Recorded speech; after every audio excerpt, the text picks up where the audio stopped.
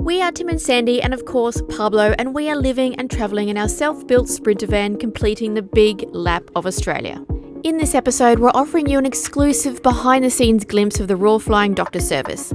This vital service plays a crucial role in outback communities, and as van lifers, it could be a lifesaver for us in remote locations. I was actually really impressed with Yeah, it's really, really well done, this. We also take you along for a cooking lesson. Welcome to Cooking with the Sandvan. I have my assistant, Timothy Carden. Explore some breathtaking caves. The steps a little bit steep on the way out. Oh, it's hard to get up, that's why You'll bend down a couple of times. And tackle a few van life challenges. The standard rule, guys, if you don't feel comfortable, move on.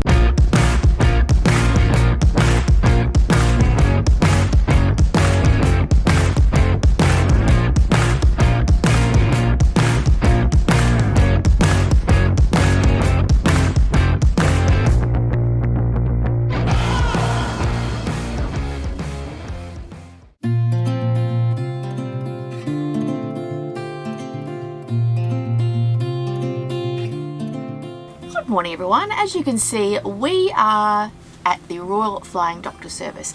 Now, this is part of the 4 attractions, lack of a better word, that you can see in Dubbo for the pass that we got yesterday. Now, of all the attractions that were on that list, this is one of the top ones, only because I don't even mind what's in there or what we see. It's just a really good cause to give money to be honest. The Royal Flying Doctor Service gets out to those remote places where no other doctor can get to, and they can bring people home and make them well. So and it's also good for us, because if anything happens to us, exactly, we can get back out, because we're going to be in the middle of nowhere. It's anyone in the middle of nowhere who can't. And it's not just for emergency treatment and stuff like that, it's like general treatment that like people can't get. Yeah, I think they fly out to just to smaller communities to do general GP work. So yeah, it's a really, really good cause. So I'm really, really happy to go see what goes on in there. But before we're going to do that, I know a couple of videos ago, a few videos ago, people were saying we don't show any food. Well, we don't. We just have dinner and move on, because our meals are quite quick. But I have discovered something that may change some people's van life. It's called a billy boil, and it's a slow cooker without any heat. So let me show you what I want to cook for dinner tonight. When I said it's a slow cooker without any heat, I did mean electricity, not heat. You know what I mean?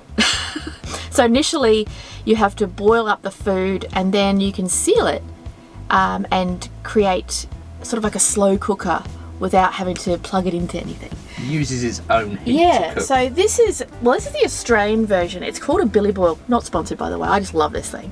When I was back in a house in my old life, I really loved my slow cooker. I used to shove stuff in it, and it used to be ready for the evening, and it was fantastic. I was really sad that I had to give that away when I moved in here, because obviously, you know, you can't do that here. You'd waste too much power. So I discovered this, and we've tested it out, and it works beautifully. I actually think it works better than the slow cooker, to be honest. I don't know how.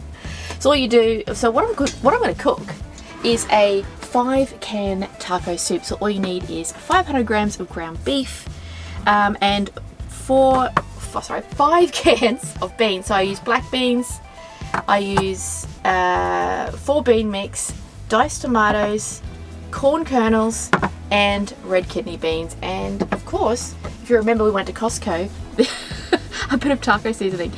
So all you need to do is boil this up, or fry the beef, boil it all up to boiling temperature, put it in here. Let me show you in here. So you actually cook it in this pot. So you put it in here, put the lid on, put it in here, and seal it up, and 12 hours later you have the perfect meal. Apparently you can do roast in here as well. I haven't tried that, but let's get this on the go. Welcome to Cooking with the Sandvan. I have my assistant, Timothy Carden. He's draining the vegetables. So I've just gone ahead and browned the meat, just so I can show you what I'm going to add to it. If you're vegan or vegetarian, you can use chickpeas, which I have done before. So all you do is just, after you've drained everything, put them all straight in the pot. You love this meal, don't you, Tim? Yeah, it's real tasty. I eat too much of it. Yeah. This is supposed to... Back before Tim was on the scene, I used to make this, and he used to make 5 bowls for me. It just creates one meal for us at the moment. So So all that goes in. Bearing in mind I had 3 bowls of it the other day. It just fits in this pot, to be honest. So all you do is stir this all around. Once that's all mixed in, I feel like I'm at a cooking show. Once it's all mixed in, we get a lovely taco mix. I'm sort of free pouring here, but normally you buy those little packets, you know? But I thought I could put a little bit extra, because you can. And once you've done that, I put in 1 cup of water. Now, if you want just chili, you can actually not put this cup of water in, and you can make like tacos or nachos with this as well. It's just a chili, pretty much. So what I do now is bring that to a boil and put the lid on and put it in the billy boil, and at 5 o'clock when we're ready for dinner, it'll be ready. So stick around for dinner tonight and I'll show you what this actually looks like. It doesn't look much at the moment. It's like a bunch of wet vegetables. It does, but trust me, when this opens later on, it all mixes so nicely. It blends, all the flavours mix in, and it is absolutely delish. I'll just wait till it goes to the boil. Now, that took a bit to boil, but once you're satisfied and it's boiling, we turn that off. Keep the lid on, just transfer it straight across to the thermal casing. Close it up. And that is ready for dinner tonight. So this comes, it's called a Billy Boyle. We're not sponsored, I just love this thing. This is a 3 litre one. You can get a 5 litre one as well. And I think this was about 130, 120, something like that. Australian dollars. Perfect for the 2 of us. So yeah, we'll set that in the back and that's ready for dinner tonight. And when that handle's down, it locks it.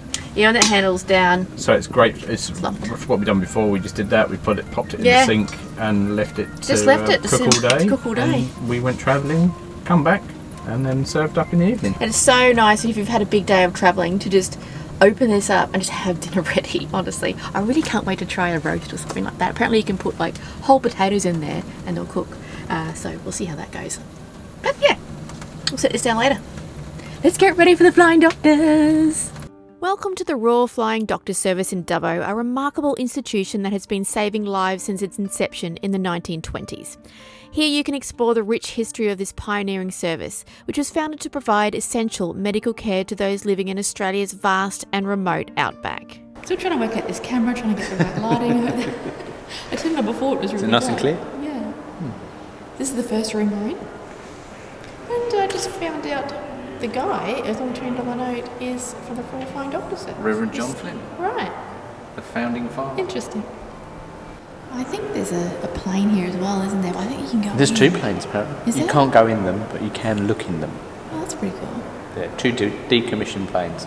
There's one in the cafe and there's one in the main hall. Oh, right. Great. Fast forward to today, the Flying Doctor Service continues to operate at the forefront of medical innovation. With real-time updates displayed here, you can see just how vital their work remains, offering emergency care, regular health checks and telehealth services to communities spread across the vast Australian landscape. Here we see one of the iconic planes that play a crucial role in the service. Step inside to get a glimpse of what it's like to be on the front lines of medical emergencies. The aircraft are equipped with state-of-the-art facilities, transforming into a flying hospital at any moment's notice. I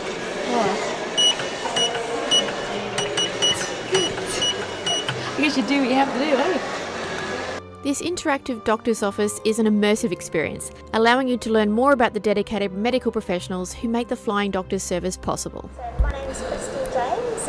I'm a nurse with the Royal Flying Doctors. My qualifications are I'm a registered nurse and I have extensive experience. It's interactive. She talks to you. It's bizarre, isn't You have to find her.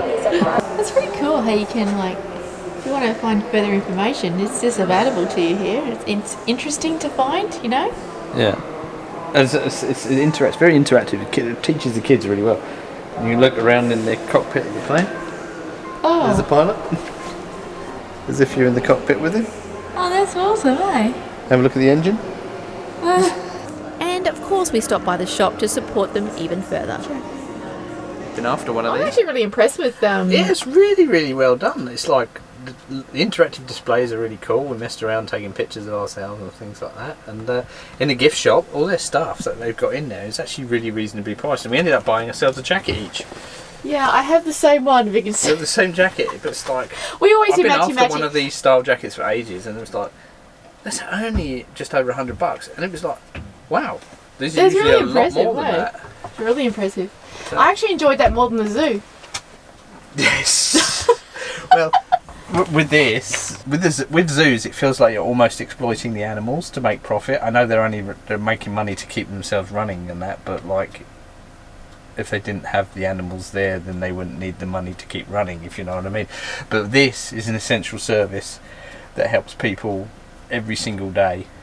Yeah. Just stay alive, keep healthy and everything. And it was just a great idea thought up by someone back in the day. And yeah, we're happy to support something like this because it really well, does we bought help. the jackets there, to be fair. But yeah, really cool. Yeah, it's normally we would just like, oh, maybe do we need maybe this it's a bit jacket? pricey, but then you go, oh, well, it's going to a great it's a great cause. But it so, wasn't that yeah. pricey. It wasn't that pricey at all. No, they were good. It's actually really good. Good price, and they're good quality clothing as well. All the stuff they got in there is really good quality. So we're off to the Wellington caves now. Yes, we are. It's on the list. Yeah, we've got a tour booked at 12, so we're gonna get going. Yay! You ready, Pablo? You ready to be bad? Alright, 54 minutes. Let's hit the road. Straight. Right. Okay. Cool.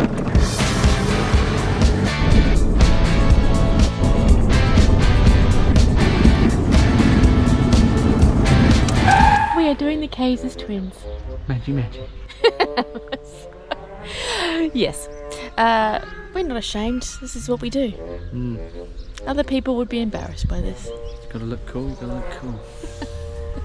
Alright, let's get into these caves. That's never fit me. The Wellington Caves are just south of Dubbo, and I would say one of the best cave explorations we have done. Guided tours provide fascinating insights into the cave's formation, the diverse minerals found here, and the ancient ecosystems that thrived in this subterranean world. Each chamber reveals its own wonders, from sparkling crystals to the grand cathedral chamber, where the acoustics are so remarkable. We were told that church services were actually held here till 1960. On the last service, the pastor left his Bible open on the pulpit, and to this day you can see it still up there with crystals formed due to water dripping over it and leaving mineral deposits. As far as cave tours go, that Pretty good. was pretty good. The guy knew his stuff, and that cave was pretty interesting with all the recent stuff going on there as well as the older stuff. Yeah. So yeah, recommended. Pretty good. Pretty easy. Steps a little bit steep on the way out. Oh, it's hard to get up, that's why I'm You've got to bend down a couple of panting. times, but it's not bad. Oh dear. Alright, we've just had some lunch in the car park here, and we're now going to go to our spot for the night early because we've got some work to do. We're going to a place called Ponto Falls. It is well known in the books here that it's a free place and they tell everyone to go there. So cross fingers, it's not busy and packed.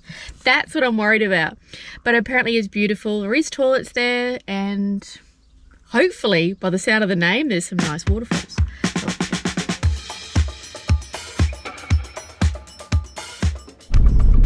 Oh, this looks promising. There are campers down there, so not too many. So we'll see over the ridge. We'll see if there's anyone down there. What are you thinking? Looks like they've got some permanent residents. Yeah. What are you thinking about this? See, look, the problem is it's been raining and there's, I don't know. Real muddy, the track's bad. Yeah, maybe we shouldn't come down here. It could get us into trouble, eh? Because we're due more rain. Yeah, we're not 4x4 either. Nah. Next. Oh, that's a shame. Find somewhere else? Yeah. Yeah. I think we'll find somewhere else. Just the standard rule, guys. If you don't feel comfortable, move on. Whether it be road-wise or people-wise. Sadly, I think this place is a little bit of both. What's the state of it? Do you want me to go Someone further there. down and have a look up there? Or? Pretty bad road, eh? Yeah, look, no. Alright, I think we've got a different plan. We're going to go to a little place called Yeovil. I'm not sure how to pronounce that, but it's in the middle of between here and Parks, which is our final destination. Well, meant to be tomorrow. But yeah, it's a hotel. They've got a grassy thing out the back. All you need to do is buy a drink, and I don't know, I feel like a wine, so, you know, why not? Yeah, why not? Let's head over there. Well, we found ourselves next to a horse paddock. And we are just outside the pub. We're in their sort of back garden area. It's actually alright. I mean, Stealthing's alright, but it's really nice to actually just sit somewhere and not have to get up early in the morning and move the fan. And so we're going to have some work. We're going to be doing some work, this afternoon. And we're going to get back to you when we have dinner, and we're going to open our slow-cooked taco soup to let you know how good it is. I can guarantee it'll be fantastic. Alright, I think it is dinner time. It is just gone 6. I think it's actually 6:30. So let's see. So we put it in at 9. It is now 6:30, so that is 9 hours? 9 Yes. and a half? Yeah, about 9 hours. Hopefully... Oh, that came off. That was secure that everything. Let me stir this up.